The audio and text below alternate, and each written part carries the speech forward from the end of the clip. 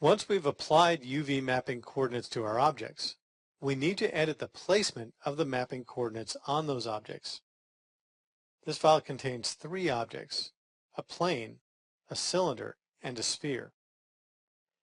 Each has had a texture applied and standard UV mapping applied as well. Now we are going to select our cylinder and our sphere and correct the default mapping coordinates that were applied to these objects. If Hypershade is open, close Hypershade. In the camera viewport, select the P-Cylinder 1 object. In the toolbox on the left side, click the Show Manipulator tool. Make sure the Channel Box Layer Editor is open. In the Channel Box, click on the Polycylinder 1 Project node under the Inputs of the P-Cylinder 1 object. Now, the parameters for the Polycylinder Project are open in the Channel Box, and the Manipulator tool is visible in the viewport. The Manipulator tool provides a visual way of interactively placing your texture mapping coordinates. For some objects in your scene, this is a very useful way of placing UV coordinates.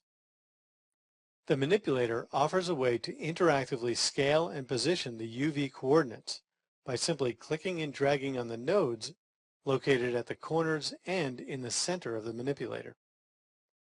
Let's configure this manipulator. In the side viewport, click on the red square in the middle of the cylinder. You may need to click just slightly over to the left side in order to get it.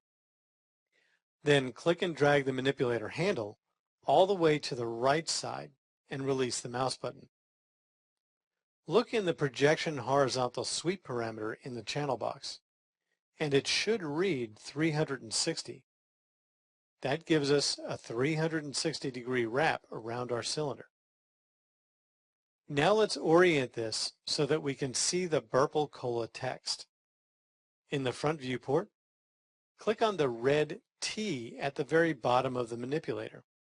This can be hard to click on, and if you deselect the cylinder accidentally, make sure you reselect the cylinder and reselect the Polycylinder Project node from the inputs in order to get the manipulator handle back. This is very important to know because there will be times when you accidentally click and deselect your object. Once the red T is selected, we can click the Transform tool icon on the manipulator. In the top viewport, click on the cyan ring that's going around the cylinder. This activates the Rotate tool.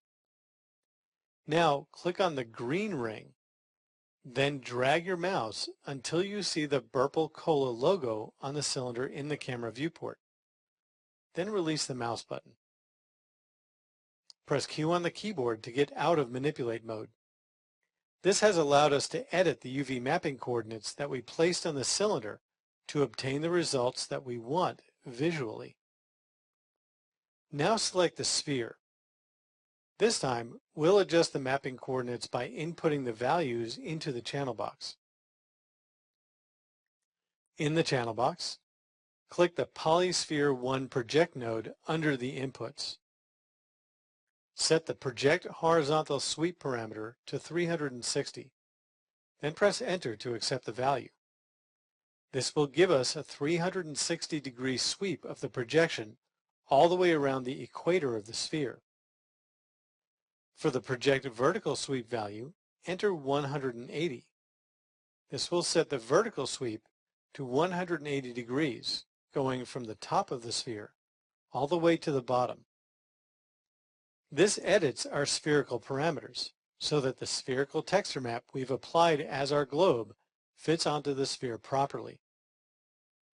Now let's rotate the projection so that we're seeing the North American continent.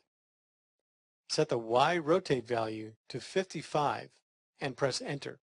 This rotates our texture 55 degrees. Click off the sphere onto the floor. And now you can see that all of our objects are properly texture mapped. The reason why we did not need to edit the planar map is because by default that map fits our plane.